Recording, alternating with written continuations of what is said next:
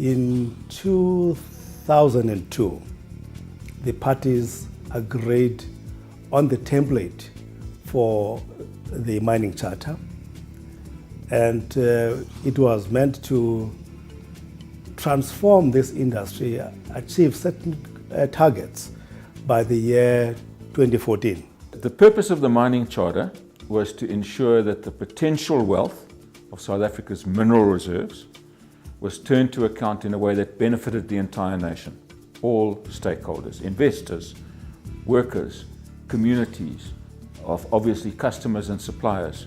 So that was its purpose. The objectives of the mining charter are encapsulated in its vision. So the visions of the people that came together to draft the charter are basically sustainable transformation, growth and development of the mining industry. So we're looking at balancing transformation, which is change, with growth and investment in the mining industry. I think if one looks at this vision, there are two elements in there for me. The one is we wanted to transform the industry, which was obviously necessary, as we know, given the history of South Africa. But we also recognize that you need to be competitive as an industry. And I think those two elements is really what we tried to build into the charter. And the charter was put in place to redress and reverse those historical imbalances.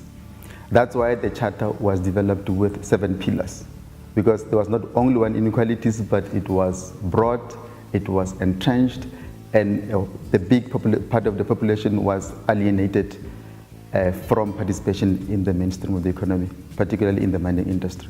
If I look back at the 10 years, I would have some concerns about the labor and social plans, part of the mining charter, the efforts of mining companies to make a tangible difference to the communities in which they operated, both the community immediately around the mine and also the labor sending areas, because we have a continuing history of migrant labor in this industry.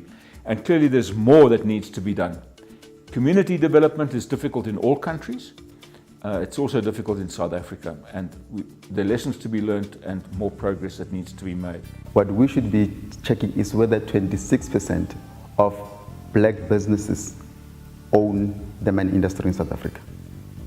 Now, a number of transactions have been concluded in the industry. Some of them are successful, some of them are not successful. But my view is we cannot look at success of the charter through the transactions alone. If we have to look at sustainable transformation, we should be able to say or ask ourselves a question: how many black companies are out there in South Africa today that can stand on their own and say, we own part of the industry and we can sustainably develop and grow as industry going forward? What we've got to do for the future is to look at the two elements that I highlighted in the vision, and that is the competitiveness and the transformation, because the two go hand in hand. They're not opposed to each other, they go hand in hand. And if we really want to have a successful mining industry and success in South Africa with our transformation processes, we need to recognize that. I think one of the good things that came out of putting the original charter together, there was a good rapport that developed between private sector in the mining industry, the government and labor, where we were really in a position where we could phone each other when things went wrong and say, hey, how do we sort this out?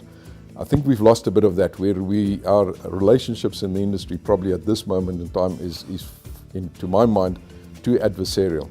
No party can find a solution on its own. Neither government nor organized labor nor the chamber. They need one another to find a lasting solution to take this industry forward.